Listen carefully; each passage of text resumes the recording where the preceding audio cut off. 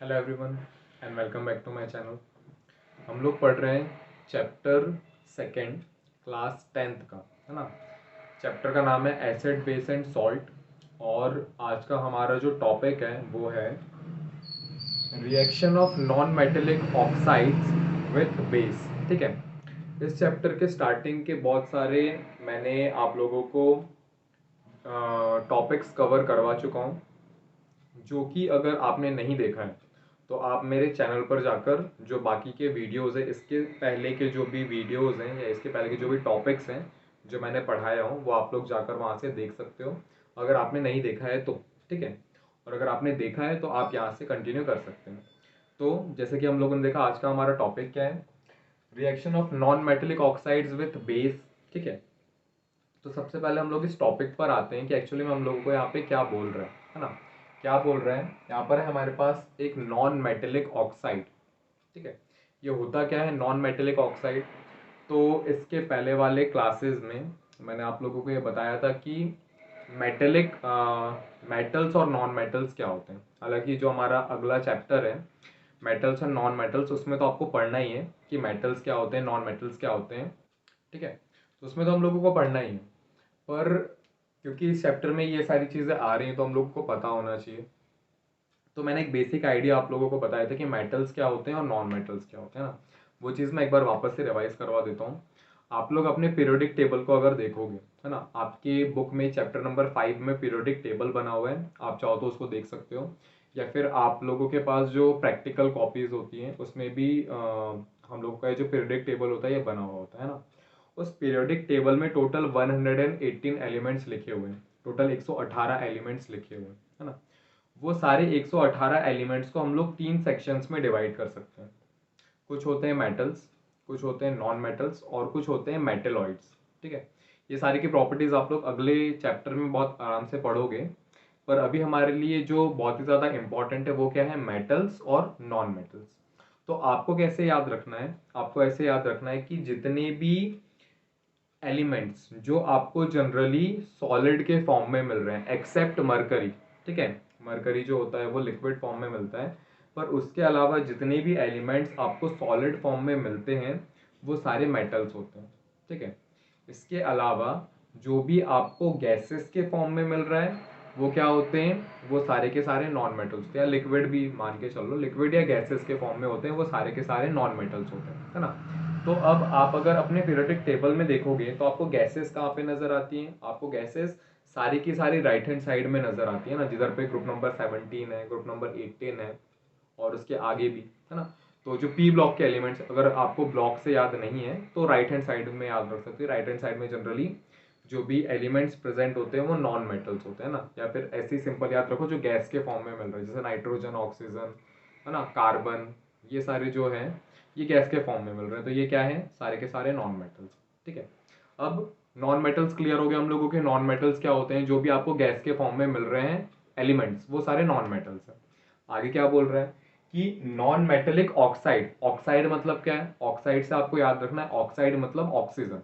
ठीक है, तो जब कभी भी एक नॉन मेटल किसी ऑक्सीजन के साथ ऐड हो जाता है और वो एक कंपाउंड बनाता है तो हम लोग उसको क्या बोलते हैं, non metallic oxides. Non metal क्या हुआ, क्लियर है, नॉन मेटल मतलब जो गैस के फॉर्म में मिल रहा है, या लिक्विड, लिक्विड भी बोलो, जो गैस या लिक्विड के फॉर्म में मिल रहा है, और ऑक्साइड मतलब ऑक्सीजन।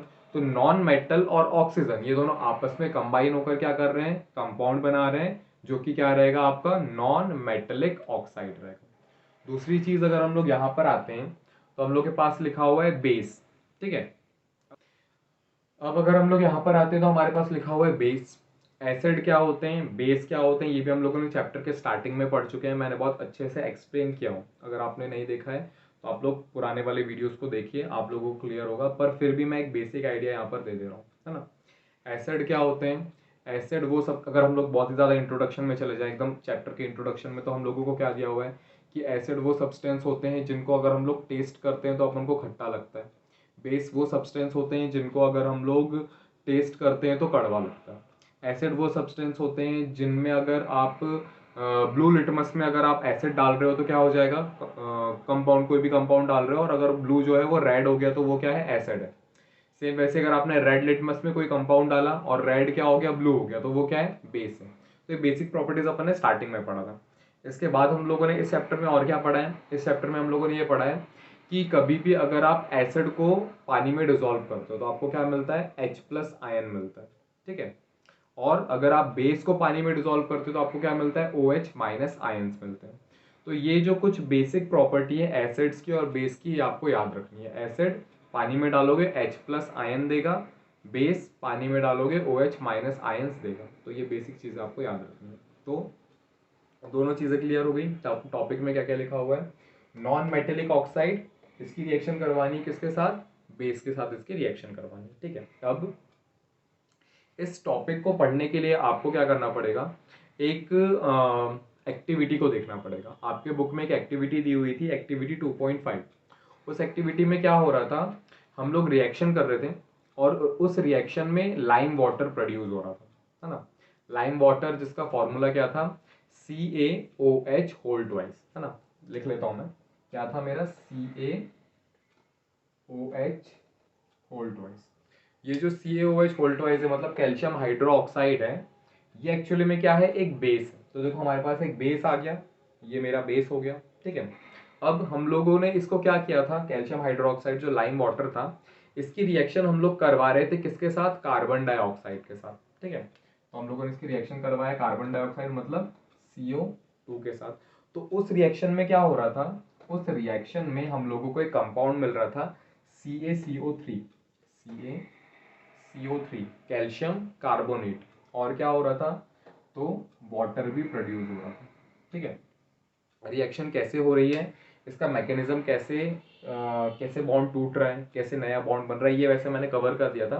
चाहो तो फिर से देख लेते हैं हम लोग, है ना। यहाँ पर मेरे पास देखो क्या है, ऑक्सीजन भी 2 है, हाइड्रोजन भी 2 है ना। तो हो क्या रहा है, यहाँ से 2 ऑक्सीजन रिलीज हो रहे हैं और एक 2 हाइड्रोजन रिलीज हो रहे हैं और एक ऑक्सीजन रिलीज हो रहे हैं। 2 हाइड्रोजन और एक ऑक्सीजन अलग से मिलकर क्या बना रहे हैं, वाटर का मॉलिक्यूल बना रहे हैं। तो देखो यहाँ पर 2 हाइड्रोजन थे, 2 हाइड्रोजन चले गए, 2 ऑक्सीजन भी थे, पर एक ही ऑक्सीजन गया है, एक यहाँ पे गया है, तो एक ऑक्सीजन अभी भी बाकी है। ये ऑक्सीजन इस कैल्शियम के साथ मिल जाएगा, यहाँ से मेरे पास एक और ऑक्सीजन इधर आएगा और कार्बन आएगा। मतलब ये सोच लो कि ये पूरा CO2 यहाँ पे आ रहा है और किसके साथ रिएक्शन कर रहा है, इस कैल्शियम और ऑक्सीजन के साथ रिएक्शन कर रहा है। तो मेरे पास एक कैल्शियम था, ये आ गया एक कैल्शियम, यहाँ पर एक ऑक्सीजन बच रहा था और यहाँ के 2 ऑक्सीजन, कितने हो गए, 3 ऑक्सीजन। तो यहाँ पर आ गया 3 ऑक्सीजन, ये कार्बन था एक, ये आ गया एक कार्बन एक, तो यहाँ पर क्या बन गया, कैल्शियम कार्बोनेट। ये कैल्शियम कार्बोनेट और ये हो गया मेरा वाटर, ठीक है। ये कैल्शियम कार्बोनेट और वाटर ये एक्चुअली में क्या है, ये जो कैल्शियम कार्बोनेट है मेरा, ये एक सॉल्ट होता है, ठीक है, ये एक सॉल्ट है। और ये क्या है, H2O मतलब वाटर है। और अगर हम लोग हमारी न्यूट्रलाइजेशन रिएक्शन पर आए, न्यूट्रलाइजेशन रिएक्शन क्या होती है, न्यूट्रलाइजेशन रिएक्शन जिसमें हम लोग एसिड को और बेस को ऐड करते हैं और हम लोगों को क्या मिलता है, सॉल्ट और वाटर मिलता है ना। न्यूट्रलाइजेशन रिएक्शन यही पढ़ा है हम लोगों ने, चैप्टर 1 में भी यही पढ़ा है, चैप्टर 2 में भी यही पढ़ा है, क्योंकि यही होती है। चैप्टर 1 में भी पढ़ा है, चैप्टर 2 में भी पढ़ा है ना। क्या पढ़ा है कि न्यूट्रलाइजेशन रिएक्शन में कभी भी अगर आप किसी एसिड और किसी बेस को ऐड कर रहे हो, दोनों को अगर आप ऐड कर रहे हो तो दोनों एक दूसरे को क्या कर देते हैं, नलीफाई कर देते हैं। और आपको क्या मिलता है, आपको मिलता है सॉल्ट प्लस वाटर, सॉल्ट मिलेगा और वाटर मिलेगा। अब अगर हम लोग इन दोनों को इन दोनों से कंपेयर करते हैं, ठीक है, तो देखो ये रहा मेरा वाटर और ये रहा मेरा वाटर, ठीक है। ये वाटर न्यूट्रलाइजेशन रिएक्शन में मिल रहा था, ये वाटर मुझे इस रिएक्शन में मिल रहा है। यहाँ पर भी मुझे सॉल्ट मिलता है, किसमें, न्यूट्रलाइजेशन रिएक्शन में। यहाँ पर भी मुझे सॉल्ट मिल रहा है, तो ये जो है ये इसके इक्वल हो गया, ये जो है वो इसके इक्वल हो गया। न्यूट्रलाइजेशन रिएक्शन में हम लोग क्या कर रहे थे, बेस डालते हैं, तो ये रहा मेरा बेस। और यहाँ पर हम लोगों ने जो ये लाइम वाटर लिया है, कैल्शियम हाइड्रोक्साइड, ये भी क्या है, ये भी तो एक बेस है, तो ये भी इसके इक्वल हो गया। तो हम लोगों को यहाँ से क्या पता चल रहा है कि हमारा जो CO2 है, CO2 ये क्या था मेरा, नॉन मेटेलिक ऑक्साइड था। नॉन मेटेलिक ऑक्साइड क्यों है ये, क्योंकि देखो ये यहाँ पर एक कार्बन है, कार्बन क्या है, कार्बन हम लोगों को, कार्बन एक नॉन मेटल होता है ना, जो P ब्लॉक में मिलता है। इसके बाद मैंने अभी क्या बताया कि कार्बन को कैसे आप याद रख सकते हो, मतलब नॉन मेटल को कैसे याद रख सकते हो, जो जनरली आप लोगों को गैसियस फॉर्म में मिल रहा है ना। तो कार्बन हो गया, कार्बन के साथ कौन रिएक्शन किया हुआ है यहाँ पे, ऑक्सीजन ने किया है, तो ये क्या बन गया, non metallic oxide. Non metallic oxide की रिएक्शन हम लोगों ने किया बेस के साथ, ये हो गया नॉन मेटेलिक ऑक्साइड, ये हो गया मेरा बेस। ये दोनों रिएक्शन कर रहे हैं तो क्या बना रहे हैं, सॉल्ट और वाटर बना रहे हैं। न्यूट्रलाइजेशन रिएक्शन में भी क्या होता है, एसिड और बेस को मिलाते हो तो सॉल्ट और वाटर बनता है। यहाँ भी सॉल्ट एंड वाटर बन रहा है, यहाँ भी सॉल्ट एंड वाटर बन रहा है, यहाँ पर भी आपके पास एक बेस है, यहाँ भी आपके पास एक बेस है। तो मैं क्या बोल सकता हूँ, मैं ये बोल सकता हूँ कि मेरा जो एसिड होता है, ये एसिड क्या होता है एक्चुअली में, ये नॉन मेटेलिक ऑक्साइड होता है। या फिर आप दूसरे भाषा में ये भी बोल सकते हो कि आपके जो नॉन मेटेलिक ऑक्साइड्स होते हैं ये एक्चुअली में क्या होते हैं, ये एसिडिक नेचर के होते हैं। सेम टू सेम इसके पहले वाले टॉपिक में हम लोगों ने क्या पढ़ा था कि हमारे पास जो मेटेलिक ऑक्साइड होते हैं वो बेसिक नेचर के होते हैं। इस टॉपिक से आपको क्या याद रखना है कि आपके जो नॉन मेटेलिक ऑक्साइड्स होते हैं वो किस नेचर के होते हैं, एसिडिक नेचर के होते हैं। तो ये दो चीज़ आपको याद रखनी है मेटेलिक ऑक्साइड के लिए कि मेटेलिक ऑक्साइड बेसिक नेचर के होते हैं, non metallic oxides acidic nature के होते हैं। ठीक है, यहाँ से ये चीज़ क्लियर हो गई होगी।